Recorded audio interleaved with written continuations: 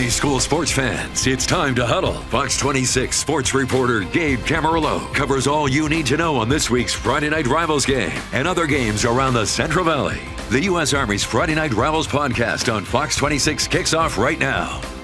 It is another week of the Friday Night Rivals podcast brought to you by the U.S. Army. Create your own adventure in the U.S. Army. The Army offers a number of career choices, travel opportunities, education benefits, and more. To find these, visit GoArmy.com and find out more about your next adventure. This is going to be a big week. A lot of good matchups on the slate. The biggest one is the FNR matchup. Strathmore hosting Exeter. A battle of schools that are 20 minutes away from each other, but they've only played about 3 or 4 times since 1980. Kind of crazy to think about. When you're that close to each other, you think you play a lot more than just that, but it's always a good matchup when these teams face. Last year, 1-point win for Exeter. Strathmore ended up winning the state championship in December, but they still lost to Exeter, so the Monarchs could hold that over them. The Spartans trying to change that this year. We'll talk more about Strathmore Exeter later in the podcast with Strathmore head coach Jeremy Blackwell. Let's go through the rest of the games in the Central Valley Thursday night. And it could be more Thursday night games because of the air quality, which we saw push some start times like 30 minutes or later. There were some 8 o'clock kickoffs, and I hope we don't get any later than 8 o'clock this week. But should be good weather. Honestly, I've heard that it's going to be in the 80s. Beautiful. That's football weather in September. But getting back on track, Golden West will host North High of Bakersfield. The Trailblazers, in my estimation, the breakout team in Visalia this season. Jaden Nahara is having a good season so far at quarterback, 13 touchdowns to 1 interception. Has a freshman receiver that's stepping up, Cadillac Pena, 3 touchdown catches for him. And then you add in what they already knew they had in senior running back Case Sanders. And I feel like that offense is really hard to stop. We saw that last week when they beat Mission Oak 51-7. We also saw that the week before when they topped Dinuba 63-8. And the only loss in their schedule, double overtime on the road to Arroyo Grande, who played in Division I last year, remember. So I feel like you're talking about Golden West, you're talking about a team that's breaking out more so than any other Visalia squad we've seen in 2024. So I got them as a pick to win this game against North. Riverdale, they have a rivalry game against Carruthers on Friday. Riverdale is another breakout team on my radar. They are 2 points away from being 3-0. A really close loss last week to Avenal. They host Carruthers, and I think this is the year they beat Carruthers because of 2 reasons, right? You got Zayden Camacho and Zadrian Camacho. They live in the same house. Zayden is the 3-year starting quarterback. His brother, Zadrian, has been his top receiver so far. The whole Riverdale team is really good. I feel like this is probably the best Riverdale team they've had in years. I think they're my pick to win that league. Yes, the Northwest Sequoia League that has Carruthers, Liberty Madera, Fowler. Those teams have been controlling the league for the last few seasons. I say Riverdale is really good, so good, in fact, that I think they can beat those teams. But, it starts with their first league game against Carruthers. If they beat the rival, that's just the confidence they need to go out and do the rest. Other matchups in the league, Chowchilla. You know what? Chowchilla might have something to say, right? Because Chowchilla's looking really good. They beat Dos Palos by 20 a couple weeks ago. They are at Parlier. If there's a challenger for Riverdale, it's Chowchilla, right? And then Fowler, they also have a horse in this race.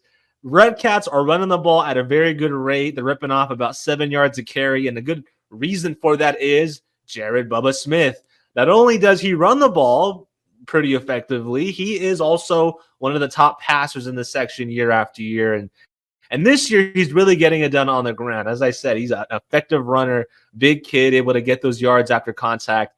What's not there for Fowler so far is that strength of schedule. I mean, they have wins over Sanger West, Hanford West. They'll go to Minarets. They need some challenges on the schedule before they hit the real meat of their schedule, which is at Liberty of Madera, hosting Chowchilla, and then at Riverdale. 3 straight weeks where you're facing against some of the top teams in this league. We'll see what they can do against that. Without much preparation against, those D4, D5 type contenders that are Riverdale and Chowchilla. They've been going against teams that might miss the playoffs in Hanford West and Sanger West. Central Valley Christian, they're at Clovis North. The key for the Cavaliers is, could they get stops on defense? They gave up 49 points to Bakersfield Christian. Bakersfield Christian's 1-2 this year. Clovis North, 2-1. That only loss was to one of the top 5 to 6 teams in the state, J. Sarah, coming out of the Trinity League. I feel like Clovis North, they'll wipe that off. They might rest a couple starters in this one, from what I'm hearing, just to keep them fresh for track play. It's that kind of game for Clovis North that they should win by double digits. Clovis West at Edison. A big win for the Golden Eagles last week in Stockton over the other Edison team, the Edison Vikings. J.J. Howard, we talked about this freshman quarterback a couple times on the podcast, completes 68% of his passes this season. No interceptions in this game against Edison, and 3 touchdowns.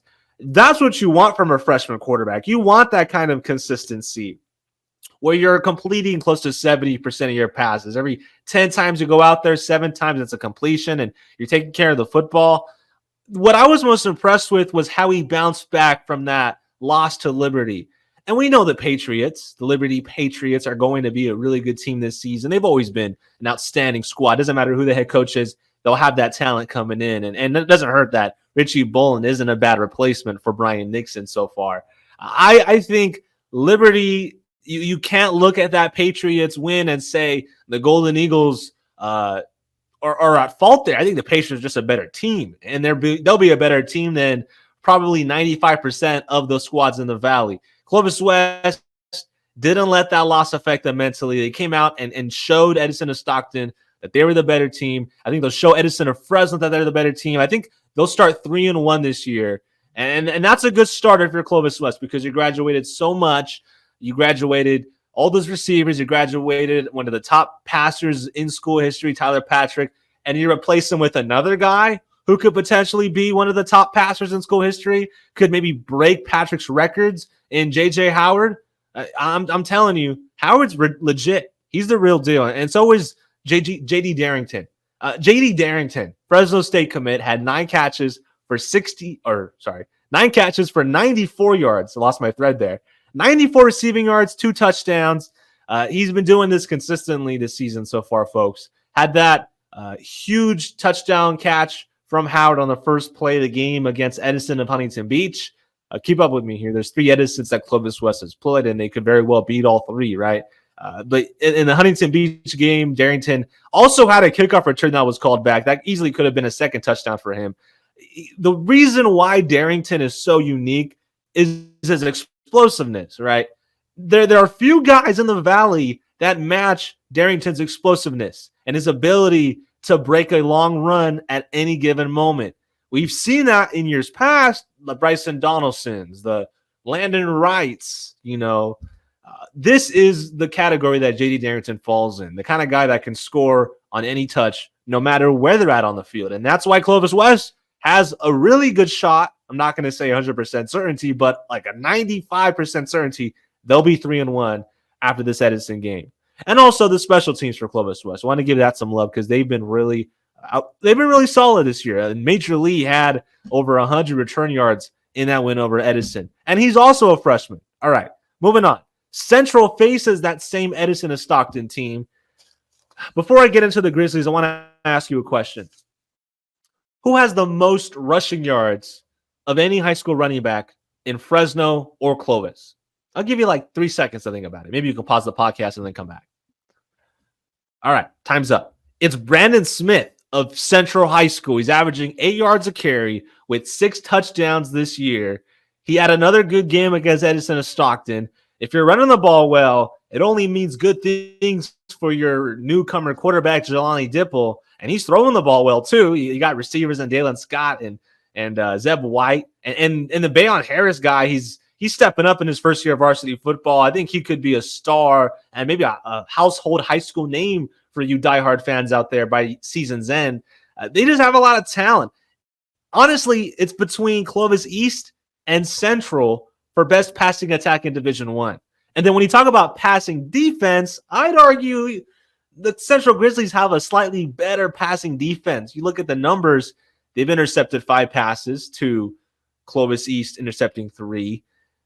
I think that's why they beat Turlock. It was a close game. They ended up pulling it out 28-22. The Grizzlies are now perfect 3-0. But it was because they shut down the passing game at Turlock, intercepted 2 passes. The run defense struggled a bit. They gave up some big running plays to Turlock, and that could be a question mark for the future, is stopping the run with Clovis North coming to Collegian Stadium very soon here in a few weeks. But besides that, Central has no holes. The one hole that you looked at the start of the season, quarterback, is not there anymore. Jelani Dipple's doing a really good job at getting the ball to the playmakers and getting it to Brandon Smith, who is probably going to finish the season as the top rusher in Fresno and Clovis with the way that he's running. All right, Sierra Pacific at Kalinga. And by the way, I think Central beats Edison and Stockton. Just want to make that clear. But Sierra Pacific at Kalinga. You got the high-flying Horned Toads, who were slowed down a bit last week by Templeton.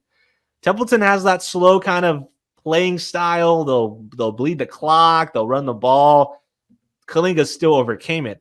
And they showed a different side that we haven't talked about enough on this show. I've told you about Noah Tassi, their quarterback. I've told you about Dylan Teixeira, their outstanding receiver who, if you're talking about WSL Offensive Player of the Year, West Sierra League, Offensive MVP, whatever you want to call it, it's Dylan Teixeira so far this year. He's putting up some big numbers. But the defense, the defense has 10 sacks and 6 interceptions in the first 3 games. And again, I'll bring up the strength of schedule caveat. We talked about it with Fowler. The same applies to Kalinga. They started out with Carruthers and Sanger West. These teams are struggling a bit so far. But they faced a good Templeton team, and they forced 4 turnovers from the Eagles. I think Kalinga is the favorite to win their league, the West Sierra League, and they're also the favorite to win a D4 title, in my estimation, for this reason. The defense is just as good as the offense, and I think with a complete team like that, they should be able to handle Sierra Pacific. I'll tell you this, the Golden Bears have the best offense that Kalinga's faced all year so far, and it's because of quarterback Landon McKee. He is a veteran quarterback for the Golden Bears. He makes the right decisions. It's going to be another close one for Kalinga, but I can see them pulling this one out. Dinuba at Selma. Dinuba's 0-3, but they faced a gauntlet to start this year. You go and face Sanger at home. Then you travel to Visalia to face Golden West, who we just talked about has one of the top offenses now in the Valley. You got to get on Golden West bandwagon before it's too late. Dinuba then had to play Kingsburg. And I'll tell you this, it won't get tougher than that for Dinuba all year long the rest of the way. Yeah, they'll have the West Yosemite League to worry about, and Lemoore is looking pretty strong at 3-0, and Hanford is a top 10 team. Divisionless in the Valley, they'll be top 10 regardless of school size and whatnot. Hanford and Lemoore will be the next toughest teams on Dinuba's schedule, but having faced Sanger, Golden West, and Kingsburg already is so good for the Emperors, because now they'll go against Selma, and Selma's 2-1, but those wins were against Fresno and Cabrillo. I would say Dinuba has a really good shot at winning this game. Garza at Washington Union. Here is one of my favorite games on the entire slate. Couldn't make my top 5, but I just love these teams. I like the Washington Union Panthers for what they did in the second half. Close game, closer than expected. You knew Torres was going to be motivated playing on FNR. But Washington Union pulled away with some explosive plays. Rashad Perry had a good night. A big stop inside their own red zone when they were up by 6 points. They got a big stop at their own 19-yard line and then went around and scored to put the game away. Torres tested them. But you can ask yourself, was that game more about Torres playing above their level or Washington Union playing down to the competition? I think it might have been a little bit of both, and I don't think Washington Union is going to make that same mistake this week when they face a different 1-2 team in Garza. Garza's 1-2, but they beat the Kerman Lions, who I have a lot of respect for. I came into this podcast last week saying that Kerman could very well be the Tri-County Conference champion. And now I'm not so sure. I'm not so sure because, Garza outslugged them. In a shootout, Kayla Matthews made more plays. And I think we can see that kind of game this week at John Ventura Stadium. I think the Guardians can win this game if it ends up in the 30s, just like they did last week. I think Garza will actually be 3-2 by the end of non-conference play, which is a lot of of good things for Garza, because you consider they got in a fight and then they lost to Bakersfield in a shutout on the road. If they go 3-2 and enter CMAC play and enter that opener against Memorial on a 3-game winning streak, that's nothing but good things for Garza, considering how rough that start was and how slow that offense got going. I mean, they didn't score a point in their first 2 games, but I can see him scoring 30 plus this week and then put up another big showing against Lompoc next week. All right, some more games. Let's go through these a little more quickly. Kerman, we mentioned them. They'll bounce back in dominant fashion, I think, against Hanford West. Hanford, they should be in control this week when they host El Diamante. Emmanuel, I think they'll have a really excited crowd out there in Reedley. They've been so good this year. 48-0 win, 42-0 win. Then they got a Rossi coming in who, I mean, the Cardinals, don't sleep on them because they played really tough. And if you ask a lot of Pirate fans, they probably would tell you that really should have put that game away a lot earlier than they did. Can Rossi have another close game in them? We'll see, but Emmanuel looks really tough. And I would say arguably Emmanuel might be the toughest team Rossi's faced all year. We'll just say that, right? Clovis at Salinas. Well, this game's so awesome just for the very fact that it's the first ever edition of the Rodeo Bowl. Now, if you're listening to this podcast on Wednesday night, then you can watch it tonight on Fox 26. If you're listening to it after Wednesday night, we'll post it on the website. But actually, I guess this podcast will come out Tuesday night, so you have to find it out on Tuesday's KMPH broadcast. What I'm telling you is we have an interview with John Baxter, the Fresno State special teams coach. He said that he knew a belt buckle person. I don't know the person who makes belt buckles, what they're called.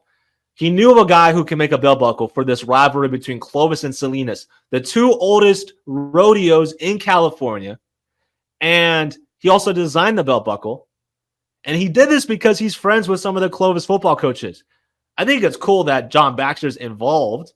And I also think it's cool that there's a huge belt buckle that these teams will play for the next decade. And it'll go, to Clovis this year because they won last year. The Cougars travel to Salinas. Salinas is older this year. Last year they had a lot of new guys. All those guys return this year, so maybe it'll be tougher for the Cougars to win. But I got the Cougars winning. I mean, Deegan Rose, it's really tough to bet against that guy in non-conference play. We'll see what it's like in track play when he faces some good defenses in North and East. And I mean, I'm excited to see track play, but until then, I got Clovis winning all their games. You can't bet against Deegan Rose, and you can't bet against all those receivers that he now has. Last year, that was kind of a question mark. Do they have enough impact skill players? A Des Malone and James Rose later, you got those guys, So I'm really excited about this Clovis team. I think they'll keep the belt buckle. And I'm also excited about that trophy, too. If you couldn't tell, I want you to watch the news on Tuesday night to hear about it or find it later on the website, kmph.com. Shameless plug. Madera South at Madera, Battle of the Saw, one of the best rivalries there is in Madera County. It's between that and, what do they call? I think they also call it the Rodeo Bowl when Madera South and Torres play. Maybe they'll have to change that name with Clovis and Salinas now.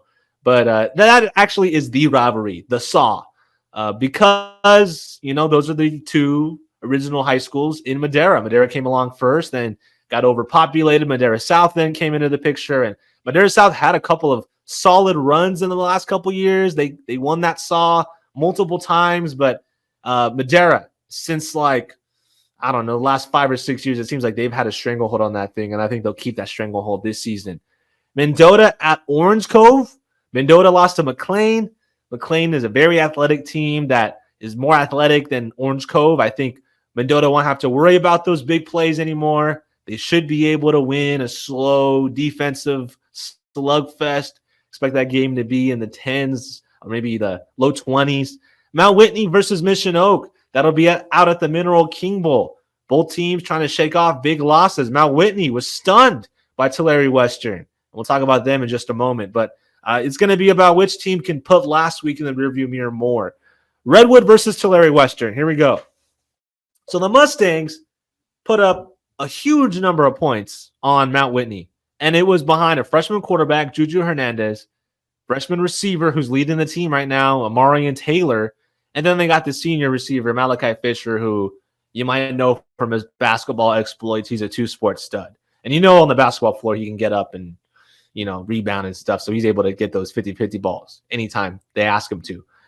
I think Tulare Western has an offense that will challenge Redwood, very similar to how Tulare Union's offense challenged them. The key difference is, though, you're going from Jordan Crisp, who is a very experienced quarterback, has been through the fire before, to a freshman that, he's already played some games, but he is making some mistakes out there. There's some interceptions that I'm sure he'd love to have back. If he doesn't throw an interception, if he plays a clean game, I think Tulare Western can pull off their second straight upset of a Visalia team. Imagine a season where Tulare Western beats Mount Whitney and Redwood in back-to-back weeks. That would be awesome for the Mustangs. I mean, those are two teams that played for the EYL last year and gives you a lot of confidence if you're a Mustang fan of how this team can do in the WYL. It's going to be dependent on taking care of the football for Tulare Western because Redwood is adept at forcing turnovers. And if they force turnovers and give Luke Sanchez some short fields, I mean, Jimmy Burke and Luke Sanchez, that duo in the backfield, quarterback, running back duo, I think Redwood could win this game behind that with some short fields. But, they could also, maybe put up some points in this game. I did think Tulare Western holding Mount Whitney down the way they did said a lot to me about this Mustang team. They're pretty good. Was it 1 week or could it be the whole season? That's the question for TW. Roosevelt at Fireball. Eagles coming off a low-scoring slugfest, winning 14-6 over Carruthers. I think you have to score more than 14 points to beat this Roosevelt team, especially with their freshman running back who's just killing it. Ihis Idani. I hope I said that name right. He's a freshman. You'll hear more about him as his career gets on further, but 10 yards a carry, 175 and 3 tutties against Atascadero last week. Only lost by 8. That's an Atascadero team that consistently goes deep in the playoffs. Hey, Roosevelt, look out for Ricky McCoy's boys. I think they'll be good this season in the NYL. They might even shock a couple teams. But I think Roosevelt can win this game, even traveling all the way to Fireball. Shafter at Dos Palace. First game without Shafter quarterback Ezekiel Osborne. I think that could be a bigger loss than people think because he was the heartbeat of that team last couple seasons, especially as a freshman when he stepped up in such a admirable fashion. Not many freshmen can say they won a Valley title, except Ezekiel can. But he won't be there for the next couple of weeks, battling some injuries. And Dos Palos, they beat Liberty Madera 61-21. I'm here to tell you that's a big deal. Liberty Madera has consistently been near the top of Division IV the last decade almost. Beating Liberty Madera by 40 points is like beating the New England Patriots by 40 points, which maybe doesn't mean that much now as it did when Tom Brady was there, but you get my point, right? Liberty Madera is the standard for D4 football, and Dos Palos beat that standard by 40 points. So tough game for Shafter, playing without a quarterback, traveling so far to Dos Palos. That's really far of a drive, but I'm curious to see if the other guys around Osborne, your Espinoza, your Marion Sloan, can these guys make it work with the new signal caller? We'll find out. Shafter Dos Palos could have been your D4 championship game from last year, if not for one certain 2-point conversion. Sorry to remind you, Shafter. Sorry to remind you. I actually didn't mean to. I just thought of that right now. Shafter Dos Palos, 2 of the top teams in D4, almost the top 2 teams in D4 last year. Top 5 games. Highland at Kingsburg. Going to this game myself on Friday. Highland's 3-0. Austin Hernandez back from Garces High School, back to his home high school, back to doing his thing. 8 yards a carry. Can Kingsburg stop him? I think they can outscore them. Cade Holt looks good at quarterback. The new quarterback for the Vikings is a solid arm. Number 4, Lemoore at Sanger. Last year was a blowout for the Apaches, but that was with Izzy Robles having a good game. I'm here to tell you, I think Sanger can be just as good as last year, even with these 2 losses. And they give up a lot of points in these losses, but those are the toughest teams they'll play all year. We're talking about Hanford and Clovis East. You're going from that to Lemoore, who, they have another returning quarterback in Nathan McDaniel, but they don't got the same offensive pieces that they had last year. And Lemoore didn't score that much last year on Sanger's defense. So I think the Apaches at home, they'll be the favorite in this one. Buchanan at Liberty. All right. So this is always a fun one, right? This is I call it the Patriotic Bowl because You got red, white, and blue versus red, white, and blue. And Liberty, the way they beat Clovis West, I think they might be better than every track team except 3, Central, North, and East. They're better than West. They proved it on the field. Are they better than Clovis? I think they're even with Clovis. I think if Liberty and Clovis play 10 times, they'll probably split at 5-5. So that's why I think Liberty and Clovis are even. Is Buchanan at the level of Clovis? I think we'll find out with this game, right? We don't know much about Buchanan. They played Kennedy. They played Edison. Those are like Division III level teams this year. And then they played St. Pius, the 10 St. Matthias, beat them 38-0. I don't know much about that team from LA. This is a true telltale game about Buchanan. We'll learn a lot about the Bears with their effort at Bakersfield. That's the number 3 game. Number 2 game on the slate. We got 2 top 25 teams in the state here. Luke Alexander for Grant Union, who is a top 25 team in California, one of the top 5 in Sacramento's area. Luke Alexander is playing a good season so far. He's similar in stature to Ty Miller. Has thrown for a lot of yards, but hasn't been very efficient. You look at one specific stat, accuracy, he's completing less than half of his passes, which isn't good. And I feel like Clovis East secondary, the way they've played, I mean, O'Shea Webb has 2 interceptions and had a pick 6 last week. And I feel like that defense should be able to control the quarterback game, keep him from scrambling. He hasn't scrambled that much this year, but if he were to, I feel like they've defended mobile quarterbacks enough, Clovis East. They'll probably be more worried about the running back, if anything. Brandon Lambert, who's committed to play for Cal Poly. And then on defense, the guy who can maybe stop Clovis East offense from getting going, there's the defensive end with 6 D1 scholarships, including Washington State. I feel like if they get over 30 points, they should win this game. Clovis East, I could see it being like a 31-24 game. I think Grant's defense is solid, led by that defensive end. I'm blanking on his name right now. But like I said, I mean, the quarterbacks are similar in stature, but Miller's a better quarterback. I think the running game is pretty even. You got a D1 running back in Grant Union's Brandon Lambert versus the combo of Slocum and Graves, although Graves has taken a lot more snaps this year from what I've seen. And then the receivers, I don't think it's close. I think Clovis East has better receivers. But this is on paper an evenly matched game. Max Preps has Clovis East at number 21 in the state and Grant's number 23 in the state, according to Max Preps. The number 1 game, only one that can beat a top 25 matchup in the state, is an old school rivalry, a battle that we saw a couple years ago in a Valley Championship, a battle of 2 3-0 teams that could probably both end up in the top Division I bracket. Of course, I'm talking about Bullard at Bakersfield. Bullard's defense, can they stop Bryson Abbott? Bakersfield's defense, can they stop Tyler Franklin? I think I pretty much summarized this game in 2 sentences and 2 questions. This could very well be a high-scoring 45-42 shootout because I'm not sure if either can, right? Bakersfield, who they beaten, they took care of Edison. They took care of Garza. I mean, they're just making their way through the CMAC at this point now with the Bullard matchup. I'm not sure if those teams prepared them enough for Devin Laney and Franklin and Davian Potts and Izzy Castaneda. I mean, these are some dudes that have put up 70 points back-to-back weeks. That offense for Bullard's outstanding. Now, let's look at Bullard's defense. Who have they played? Hoover, some Merced teams, Buhok Colony, Golden Valley. Again, do they face a running back like Bryson Abbott, who is second in the Valley in rushing yards? I don't think so. And you don't know what it's like to face that kind of guy until you actually face him. I think Bryson Abbott's the best running back to come around here since the other Bryson Donaldson. I mean, there's another guy in Tybo Rogers who was at the Power 5 level recently that I think Bryson Abbott learned from and is very similar to in their running styles. Physical running backs. Bakersfield specializes in them. They got another one.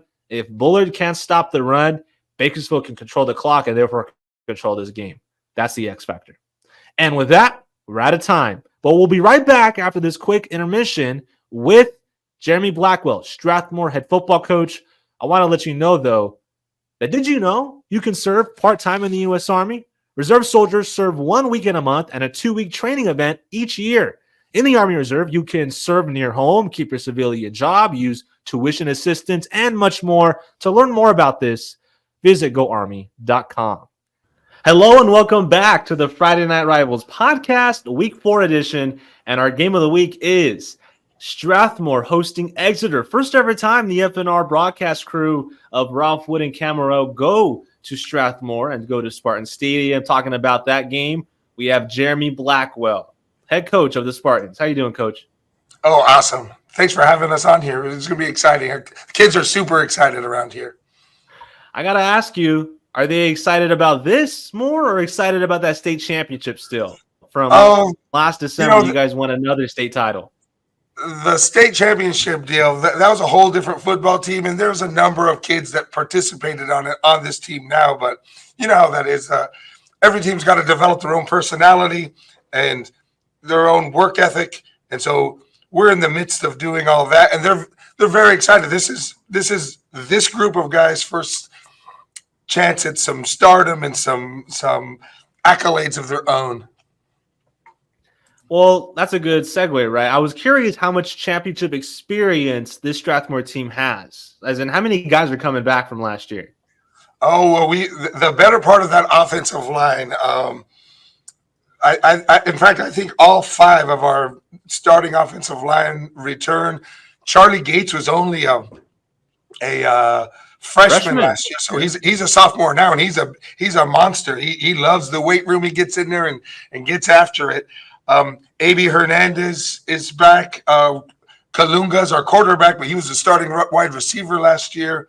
Jerry Reese went off for 225 in that state championship game last year. So we're it's not even necessarily senior Latin though. We've done a pretty good job of developing sophomores over the years. In fact, I think we have 6 sophomores on this football team now, and a number of guys that were sophomores and freshmen last year that are contributing this year. So it's a big mix of sophomores, juniors, and seniors, and it's coming together. You know, they're putting in time, work, and effort on the field, and you know, I keep talking about muscle memory, man. It's just like Mr. Miyagi whenever he's teaching Daniel to wax on and wax off, and it seems monotonous. It feels like a whole bunch of work, but over the course of the last 5 or 6 weeks, we're starting to get pretty good at some of the things we do, like you know, getting off the football and running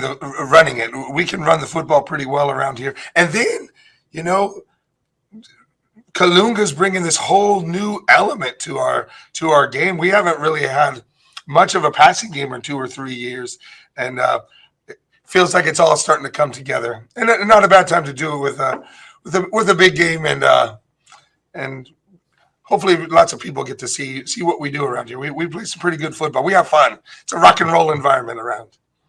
I was curious about, well, let's start with Kalunga, receiver turned quarterback. How often do you have to ask a guy to make a position switch on your team, and why did he agree to do it? Well, as a freshman, he was our backup quarterback. He just happened to also start as a defensive end his freshman year. Last year, the starting quarterback from his freshman year, he was a senior, so he wasn't really going to be much of a contributor at that position. He's too great of an athlete. Like this guy's probably D1 talent. If he wants to do it, there's somewhere he can play. And so he's always had the ability to do it. He had to pay his dues, and now he's a junior, and it's his time to shine. And he's got an opportunity in front of him, and I'm pretty sure that he's put in a lot of time, work, and effort in the off season too. And so I would imagine, you know, he's going to shine like a diamond. You'll see him. Like he's quite an athlete.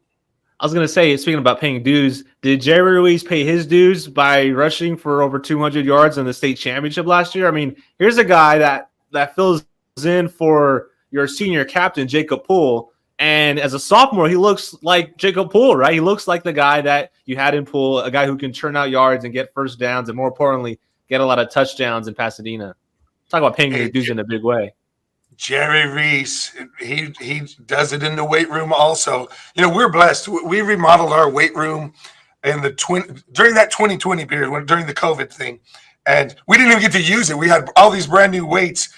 We can house 56 kids in our weight room in a tiny school like Strathmore, California.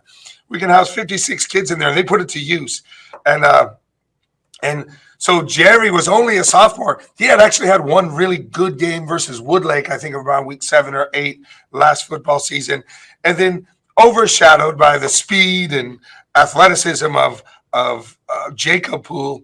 But then we go to the state championship game. Jacob was down. Jerry goes off. But you know who was actually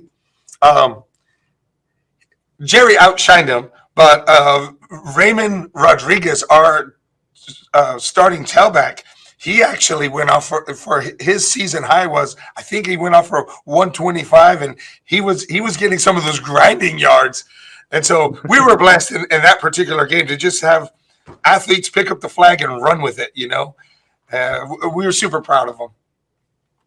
Well, I know we keep talking about last year. I keep getting reminded because of all the state championship trophies behind you if you're watching us on the YouTube portion of our podcast. But how about this year and this week in particular, the FNR Game of the Week? As I mentioned, the first ever time Cam and Ralph will be at Spartan Stadium. It is Exeter at Strathmore. Exeter looks different. Let's start with on the sideline, they look different. They got a new head coach. How do you feel about this Exeter team with the new head coach? Well, the kid seems like he's doing a really good job. They seem very organized and technically sound. That quarterback, we remember him from last year. Yeah. Molina, he's good. Yeah. He had some moments where he kind of picked us apart, and he's a big, good-looking kid. We get to see those guys every Thursday. We do this coaches quarterback club. And so he was there, and man, he's got good legs. You can tell he takes the weight room seriously too. Their team is really big and athletic. They pose some problems for us. They get you into some formational situations. But I think us being at home, Strathmore is an interesting place to play at, man. It's hard to play here, and so that's one point to our advantage. It's a rock and roll environment. It's ruckus. It's just hard to play here. The lighting's different. The weather's different. You were out here yesterday. The ponds right there, and the weather changes dramatically just because that pond's there. And we're the swamp people, I guess, because it's a whole different environment. And so being at home is to our advantage. Hey, those Ralph Wood and Cam coming out to Strathmore, California, it's going to be exciting. And they can see what we've been doing out here that football stadium hasn't been touched since 1967, man. I think we're one of the last people in Tulare County that don't have a track. Everything's old school. It's dirt. We're the Spartans. Everything that we have is Spartan-like. And I think that goes to show how much time, work, and effort we have to put in. We got to work really hard, and our kids are getting results from the things that we're doing. Your version of the Coliseum then, Spartan Stadium. Tell me why the grass is so thick. I mean, I noticed that you guys practice not on your stadium grass, but on the grass behind the field. Is it always that thick, or do you guys cut it before every game? Well, to be honest, we knew we were going to be on TV, so we've been watering it a little extra. It's going to be green, man. We got to look good on TV, right? But,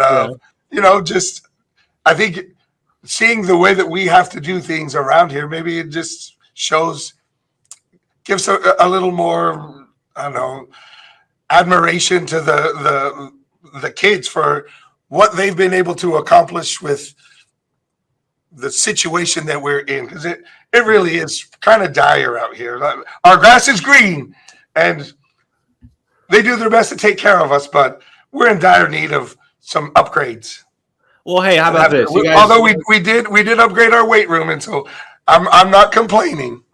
You guys do more with less, right? Less than your contemporaries in Visalia or Tulare. And I think that eastern part of Tulare County, so right there on that highway, you got Porterville down the road, You got Exeter up the road, Lindsay up the road. Tell me about that little part of Tulare County right there. Those 4 schools, and we have 2 of them playing on Friday night, Strathmore and Exeter. Well, I think we play pretty good football out here, and sometimes people forget that we're here.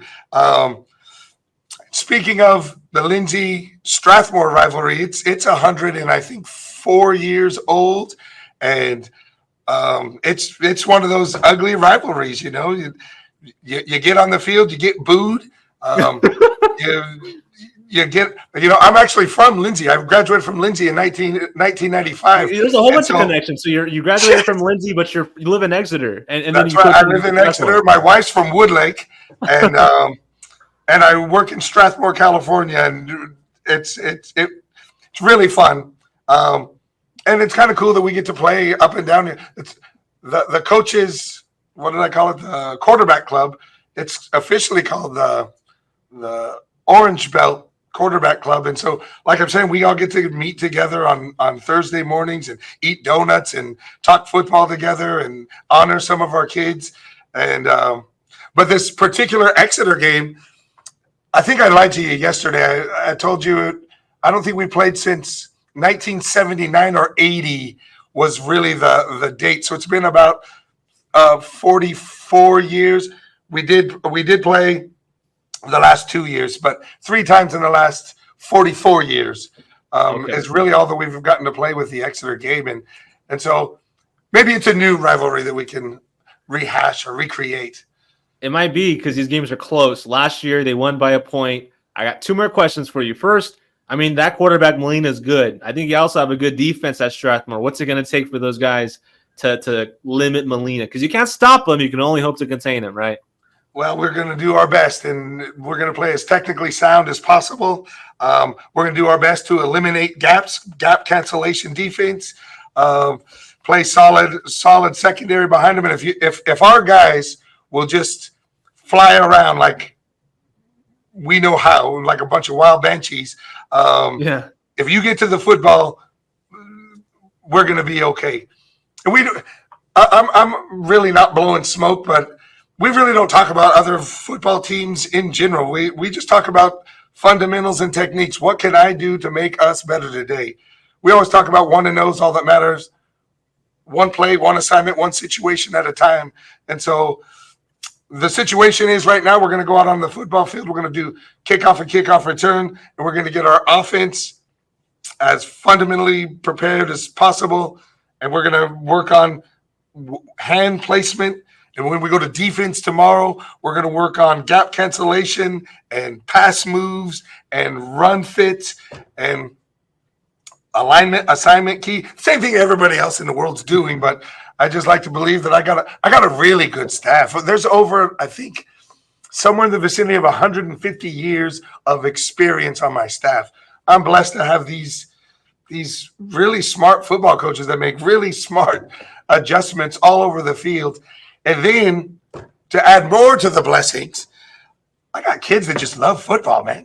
They just love – there's not a whole lot going on in Strathmore, California.